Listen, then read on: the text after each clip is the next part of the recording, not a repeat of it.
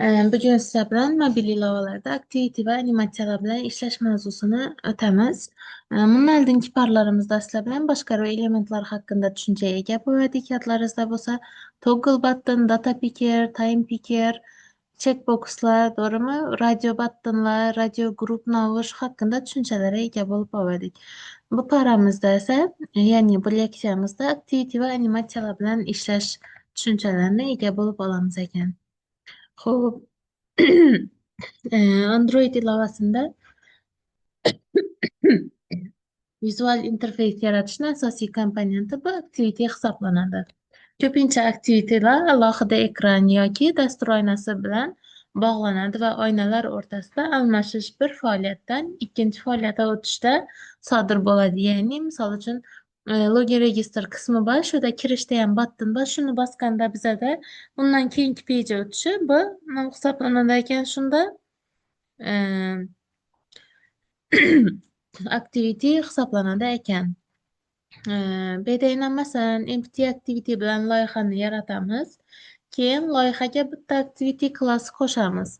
Undan keyin main activity undan dastur ishlatadi, boshlanib ketadi ekan. Shundan klass oladi ekanda, ya'ni meros olib, shundan boshlanib ketadi ekan.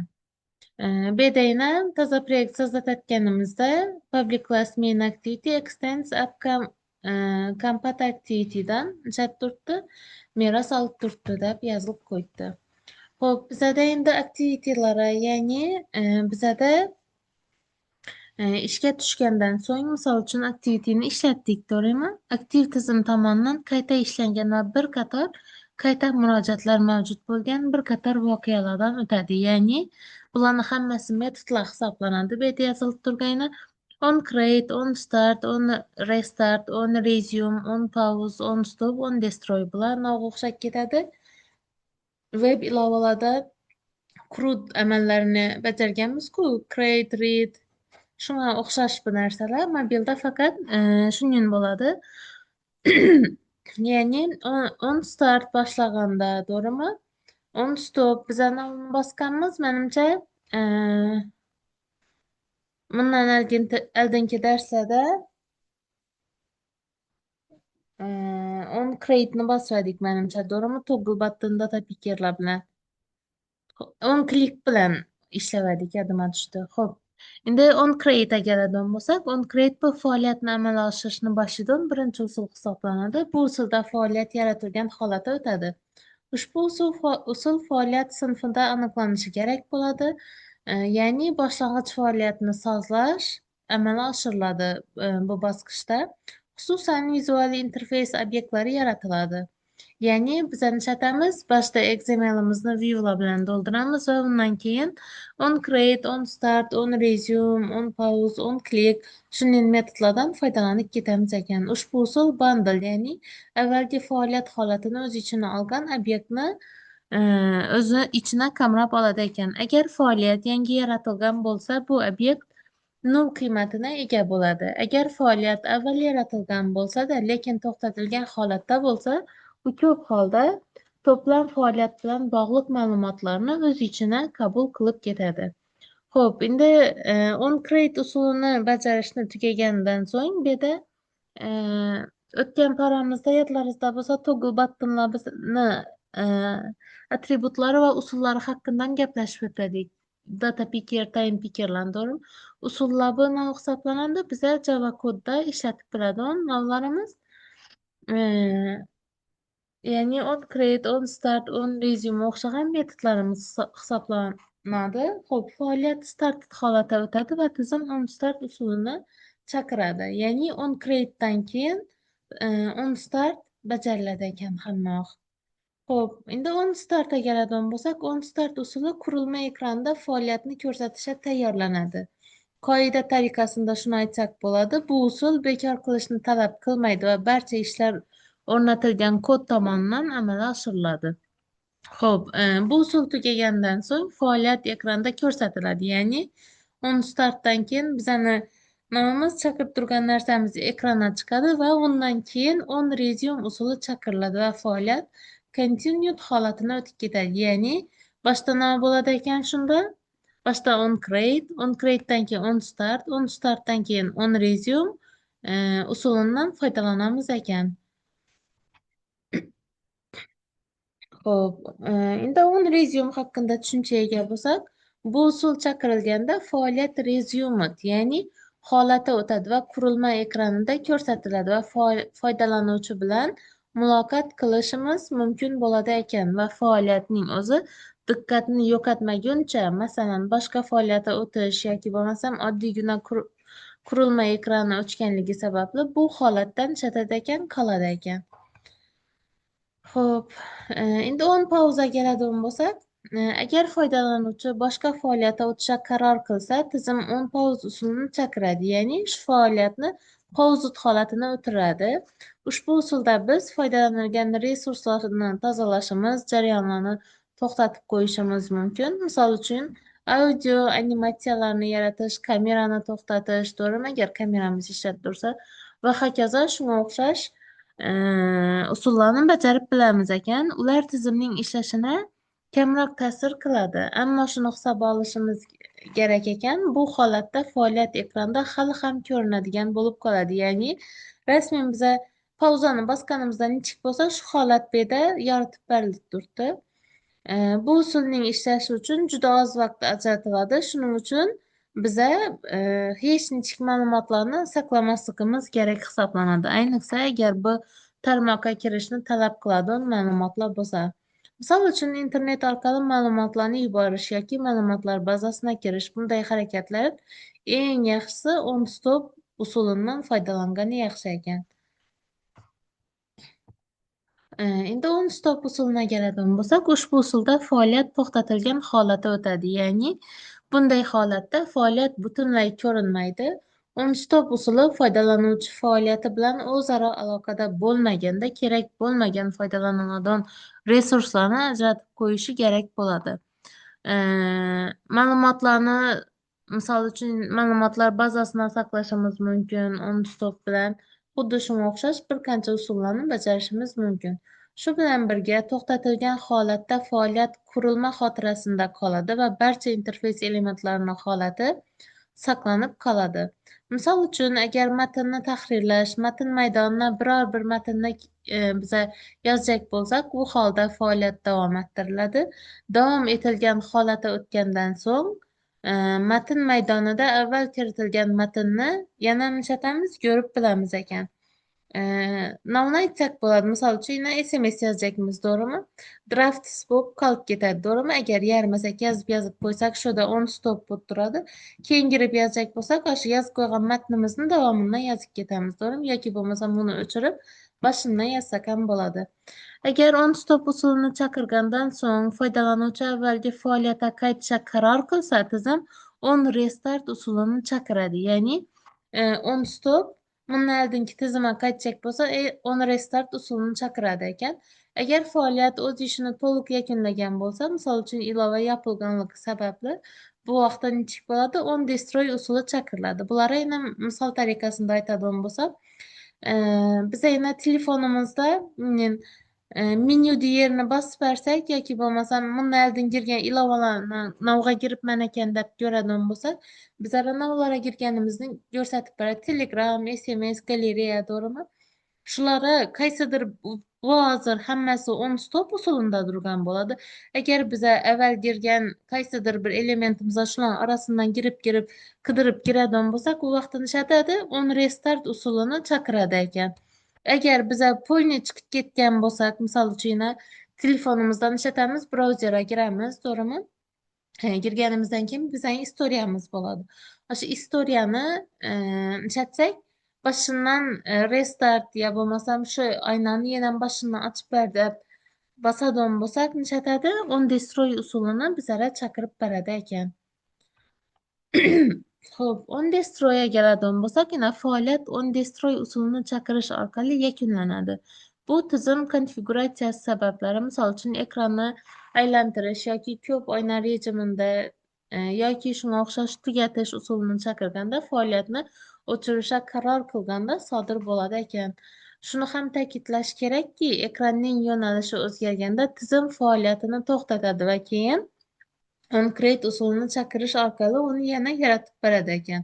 Boshdan ishlatadi ekan shunda e, yo'nalishni o'zgartiradi, tizimni faoliyatini to'xtatadidan boshidan OnCreate usulini chaqirib ketadi ekan. Xo'p. Endi bu yerda hozir bir nechta vaziyatlarni ko'rib chiqamiz. Agar biz faoliyat bilan ishlasak va bu yerda faoliyatda yana activity yodlaringizdan chiqarmanglar. Ishlasak va keyin boshqa dasturga o'tsak yoki boshqa sahifa tugmasini bossak, u holda faoliyat quyidagi usullar zanjirini chaqiradi. Manasini tushundingizlarmi? Bir aktivitetda turibmiz. Keyin boshqa navga o'tdik, dasturga o'tdik. To'g'rimi? Yoki boshqa sahifa tugmasini bosdik. Bu holda faoliyat quyidagi usullarni bajaradi. Boshda on pauz bo'ladi. On pauzdan keyin chetadi. On stop usulidan foydalanadi ekan. Faoliyat to'xtatilgan holatda agar foydalanuvchi faoliyatga qaytishga qaror qilsa, u holda quyidagi usullar zanjiri bajariladi. Ya'ni on startdan on restart, on startga o'tadi, on start boshidan on resume o'tadi. Tushundikmi? Bular faoliyat zanjiri hisoblanadi har biri. Yana bir holat shundaki, agar foydalanuvchi orqa tugmasini bossa, u holda quyidagi, ya'ni sizlarni oddiy nazarni bosganlaringizda minnaldinki pejga qaytishi, bundan nechik faoliyat zanjiri bajariladi desangiz, on pauzdan on stop'a, on stopdan on destroy'a ishlatar ekan, usullar shu ketma-ketlikda bajarilib, o'zaro zanjirni hosil qiladi ekan. Natijada faoliyat yo'q qilinadi. Agar biz to'satdan vazifa menejeri orqali yoki ilovani qayta ochish orqali faoliyatga qaytishni istasak, faoliyat bu yerda faoliyat zanjirida недавними shuni aytib turibdi. Undan ishlatar ekan, on create bo'ladi, on start bo'ladi, undan keyin esa on resume usullari orqali faoliyatga biza qaytib bilamiz ekan. Ko'rdingizlarmi, biz oddiy telefonimizda oddiygina foydalanadigan narsamizni o'zi negizida nima narsani ichki zanjir orqali bular bog'langan. Shu narsalarni biza ko'rsak bo'ladi ekan. Bunda yana bir-birisi bilan bog'langani xuddi shu yerdagi zanjir bu yerdan tasvirlab o'tilgan yana. Create'dan keyin starteddan keyin resumed, to'g'rimi? Resumeddan keyin pauseddan keyin resume ham qaytib bilamiz ekan. Xo'p, pauseddan keyin stopda o'tib bilamiz. Stopdan destroyda biza qaytib bilamiz ekan. Ko'rdingizlarmi? Bu yerda faoliyat zanjirlarini uzviy bog'lanishi ko'rsatilib berilgan. Xo'p. Endi biz hozir aktivitelar haqida gaplashdik, to'g'rimi? Endi biz animatsiyalar haqida gaplashamiz. Animatsiya har qanday ko'rinish, rasm yoki matnga harakat effektini qo'shish jarayoni hisoblanadi. Animatsiya yordamida siz harakatni qo'shishimiz yoki bo'lmasam ma'lumotni bir ko'rinishning shaklini o'zgartirishimiz mumkin. Androiddagi animatsiya odatda foydalanuvchi interfeysini boy ko'rinish va hissiyot berish uchun ishlatiladi. Animatsiyalar asosan 3 turga bo'linadi ekan. Property animation, view animation va drawable animationlarga bo'linib ketadi ekan. Bu animationlar ko'pincha animatsiyalar biza ko'radigan multfilmlar borku, televizorda bolalarimiz ko'radigan. Shularning hammasi 3D animatsiyalarda ishlangan, to'g'rimi? Yoki bo'lmasa moddiy animatsiyadan foydalanib ham ishlangan. Xo'p, xuddi shunday animatsiyalarni mobil ilovalarda ham ishlab bilamiz ekan. Buni bir amaliyot ishlatib ko'rib o'tamiz hali. Xo'p, bunda endi shu animatsiyalarda biza foydalanib biladigan atributlar ro'yxati bu yerda keltirilib o'tirilgan. Misol uchun Android Interpolator, ya'ni bu animatsiyadagi o'zgarish tezligi vaqtni cheklash sifatida ishlatib, o'z interpolatorlarining belgilashimiz mumkin. Ya'ni yuqoridagi XML kodda o'rnatilgan interpolator tayinlangan bo'lishi kerak ekan bunday holatda. Unda Android duration bor. Animatsiya tugallanishi kerak bo'lgan animatsiyani davomiylik hisoblanadi ekan. Bu 300 millisekunddan oshmasligi kerak. Odatda ekranda o'tishni ko'rsatish uchun ideal hisoblanadi. Bu ya'ni bizani ekranda misol uchun bir qancha biza rasmlarni chaqirib ketamiz aytemlar bilan va shu aytemlarni har birini orasindagi millisekundni 300 millisekunddan atsak, bizani animatsiyamiz nishatadi yaxshiroq hisoblanadi ekan. Keyin transformation, ya'ni bu biz belgilamoqchi bo'lgan o'zgarish hisoblanadi. Bizni holatlarimizda x va y shkalasidan 0 dan boshlaymiz va x, y shkalasi 1 bilan yakunlab ketamiz ekan. Android filafti, ya'ni bu xususiyat animatsiya oxirida ko'rinadigan yoki yashirin bo'lishi kerakligini bizlarga belgilab beradi. Biz uni yuqoridagi kodda ko'rinadigan qilib o'rnatdik. Agar u noto'g'ri bo'lsa, element animatsiyadan keyin avvalgi holatini qaytib turadi ekan. Bu yerda shunga o'xshash on start offset, repeat mode, repeat count, ya'ni bu animatsiyadagi takrorlanishlar soni o'zi nima desam periodundan kelib chiqib ham ishlatsak bo'ladi, attributlardan foydalanib ketsak bo'ladi ekan. Repeat count bu soniyada count sanash to'g'rimi? Xo'p, endi property animation bu deyarli hamma narsani animatsiya qilish imkonini beruvchi mustahkam taqdim etilgan kuchli va moslashuvchan animatsiyadan biri hisoblanadi ekan. Bu Androidda 3.0 da shunday hisoblanadi. Mana xususiyati animatsiyadan checkbox, radio buttons va har qanday ko'rinishdan tashqari widjetlari har qanday animatsiya qo'shish uchun foydalanishimiz mumkin hisoblanadi ekan. Xo'p, bedayna property animation'a misol keltirib o'tilganini sizlarga ko'rsatib turibman. Shuni har bir animatsiyani o'ziga yarasha misollari bilan menimcha bundan keyingi slaydlarda berilgan. Xo'p, property animation'a keladigan bo'lsak, bu zamonaviyroq va kuchliroq animatsiya tizimi hisoblanadi. Bu API yordamida obyektlarni real xususiyatlarini, misol uchun o'lchami, o'rni, ranglari va shaffofligini bizlarga ishlatadi, ko'rsatib beradi ekan. Xo'p, animatsiya qilishimiz shu turdagi animatsiyalarni bizlar ishlatamiz ekan, bajarishimiz mumkin. Bu view property animator, ya'ni object animator va animator set yordamida amalga oshirilib ketiladi ekan. Eng ko'p ishlatiladigan property animation hisoblanadi ekan bizada. View property animator bu sodda va tez animatsiya uchun ishlatilib ketiladi ekan. Object animator esa obyekt xususiyatlarini, misol uchun Translation X alfa animatsiya qilish uchun foydalaniladi ekan. Animator set esa bir nechta animatsiyalarni parallel yoki ketma-ket bajarish uchun ishlatilib ketiladi ekan. Xo'p, endi view animatsiyaga keladigan bo'lsak, bu ko'rinishlar o'rtasida o'rnatiladigan animatsiyani bajarish uchun ma'lum bir ko'rinishda animatsiya qo'shish uchun foydalanish mumkin ekan. Twinning animatsiya hajmi, aylanishi, boshlanish nuqtasi va oxirgi nuqtasi kabi animatsiya ma'lumotlarini hisoblab chiqadi. Bu animatsiyalar sekinroq va kamroq moslashuvchan ko'rish animatsiyasi misolida foydalanish mumkin. Agar biz o'sha joyda ma'lum bir tartibni kengaytirmoqchi bo'lsak, view animationdan foydalanishimiz mumkin. View animation esa expandable, ya'ni recycle viewda ko'rishimiz mumkin ekan. Bedayna expand etib turib, recycle viewda ishlatilgan animatsiya berilib o'tilgan. Xo'p. Endi bu animatsiya usuli eski API'larda keng tarqalgan ko'rinishlar, ya'ni viewlar holatini vaqtincha o'zgartirgan ekan. View animation, translate, rotate, scale va alfa animatsiyalar bilan birga ishlaydi ekan. Translate animation bu ko'rinishni ekran bo'ylab ko'chirish. Rotate animation esa ko'rinishni aylanma holatda aylantirish. Scale animation ko'rinishni kattalashtirish yoki kichiklashtirish. Alpha animation ko'rinishni shaffoflashtirish yoki ko'rinmas holatga keltirish uchun ishlatiladi ekan. Xo'p, endi drawable animationga keladigan bo'lsak, bu tasvirni boshqasini jonlantirmoqchi bo'lsak ishlatamiz ekan. Bu yerda oddiygina usul chizmalardan animatsiya qilish, ya'ni animatsiya yaratish uchun chizilgan qatorlarni ketma-ket yuklash hisoblanadi. Chiziladigan animatsiyani oddiy misoli ko'plab ilovalarda ko'rishimiz mumkin. Bu turdagi animatsiyalar frame by frame, ya'ni animatsiya sifatida tanlangan bo'lib, rasmlar ketma-ketligini o'zgartirish orqali amalga oshiriladi. Bu animatsiyalar ko'pincha belgilar yoki sprite kabi dinamik kontent tasvirlash uchun ishlatilib boriladi ekan.